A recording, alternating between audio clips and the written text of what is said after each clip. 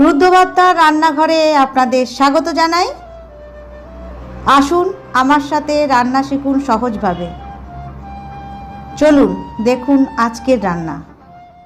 নমস্কার, রুদ্রবার্তার রান্নাঘরে আপনাদের স্বাগত জানাই। আমি মনীষা।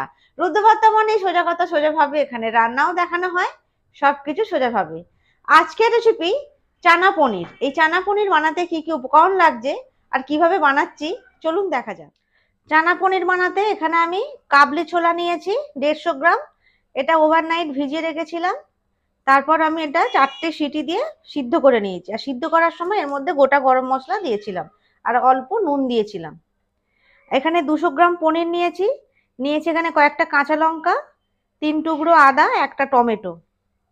এখানে আছে বড় চামচের 2 চামচ টক দই, বড় চামচের 1 চামচ পোস্ত, 2 চামচ আছে চালমগজ, আর এখানে আছে 10টার মতো কাজু বাদাম। লাগবে হলুদ, কাশ্মীরি লঙ্কার গুঁড়ো, ধনের গুঁড়ো, জিরের গুঁড়ো। পরিমাণগুলো রান্নার সময় বলে দেব। স্বাদ মতো লাগবে লবণ, আর গোটা গরম মশলা লাগবে, স্বাদ মতো চিনি লাগবে, অল্প একটু ঘি লাগবে, কসুরি মেথি আর গরম মশলা। প্রথমে কয়েকটা উপকরণ পেস্ট করে নেব।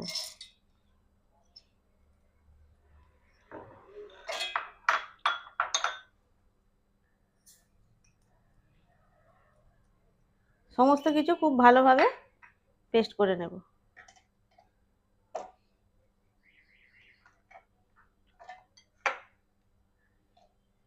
দইটাও দিয়ে দিলাম।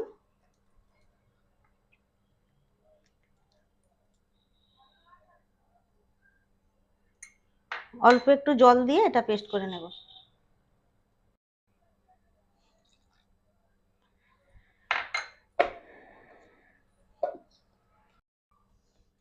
সমস্ত কিছু খুব ভালোভাবে পেস্ট করে নিয়েছি। এবার রান্নাটা শুরু করব।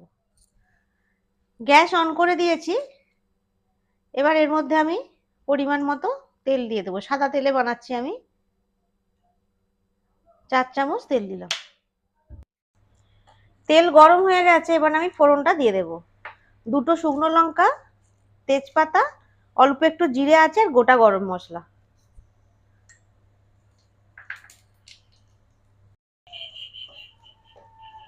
গোটা গরম মশলাতে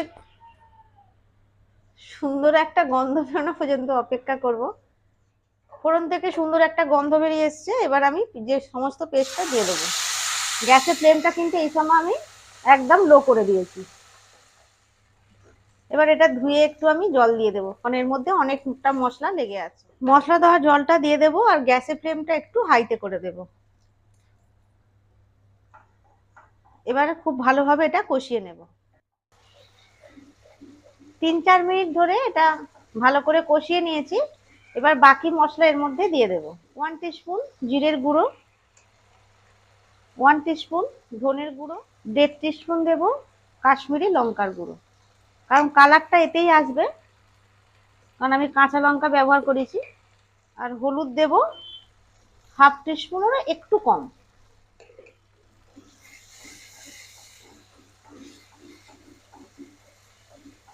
এবার এই যে ছোলা ভেজানো যে জলটা, মানে ছোলা সিদ্ধ করা, একটু দিয়ে দেব, অন্য জল আর দেব না। এবার এটা খুব ভালোভাবে কষিয়ে নেব। মশলাটা খুব ভালোভাবে কষানো হয়ে গেছে, তেলটাও সেপারেট হয়ে গেছে এবং দেখুন এক জায়গায় দলা পাকিয়েও যাচ্ছে। এবার এর মধ্যে আমি কাবলি ছোলাটা দিয়ে দেব। এটা কষাবার প্রয়োজন নেই।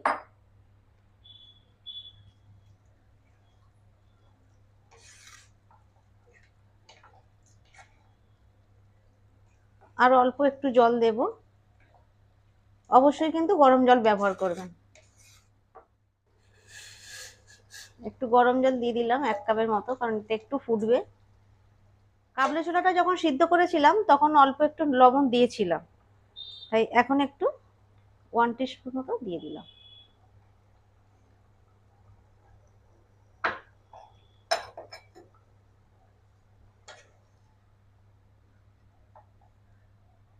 এবার এটা আমি ঢেকে দেব। 3 থেকে 4 মিনিট এটা ফুটবে। 2 মিনিট মতো এটা ফুটেছে। এবার এর মধ্যে পনিরটা দিয়ে দেবো। আমি এখানে কাঁচা পনির দিচ্ছি, মানে এটা কোনো ফ্রাই করা নয়। আপনারা যদি চান এর মধ্যে অল্প একটু নুন, অল্প একটু লঙ্কা আর অল্প একটু হলুদ দিয়ে এটা ভেজে নিতে পারেন। আমি এখানে কাঁচাটাই ব্যবহার করলাম।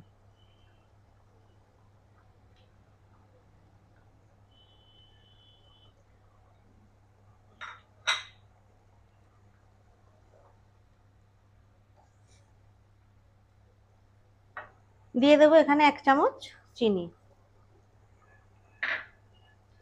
যেহেতু এটা নিরামিষ রান্না আর পনির পড়ছে, একটু মিষ্টিতে লাগবে।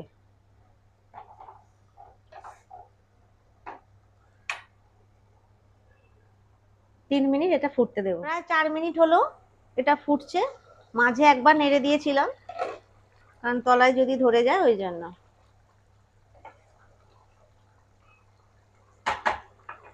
এবার দিয়ে দেবো এর মধ্যে গরম মশলা।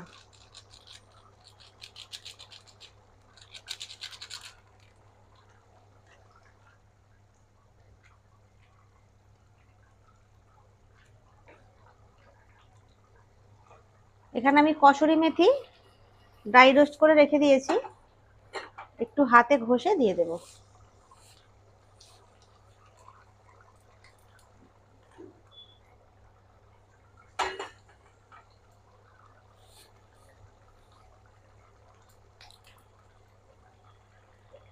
দিয়ে দেব 1 চামচ ঘি। যেহেতু নিরামিষ রান্না, ঘিটা দিলে ভালো লাগবে।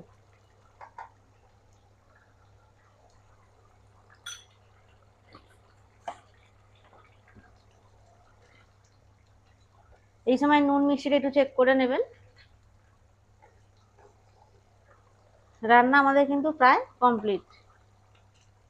যে যতটা গ্রেভি পছন্দ করবেন সেরকম রাখবেন, তবে এতে খুব একটা গ্রেভি আমি মানে ঝোল ঝোল রাখবো না, একটু মাখা মাখা রাখবো।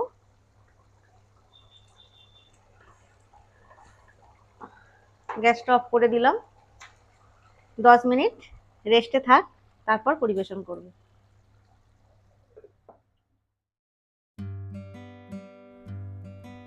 তৈরি হয়ে গেল সম্পূর্ণ নিরামিষ চানা পনির। রেসিপিটি ভালো লাগলে অবশ্যই বানিয়ে খাবেন, আর কেমন হয়েছে অবশ্যই কমেন্টস করে জানাবেন, লাইক করবেন। অবশেষে বলি রুদ্রপাতা চ্যানেলটা সাবস্ক্রাইব করবেন, আর এইভাবেই আপনজন হিসাবে পাশে থাকবেন।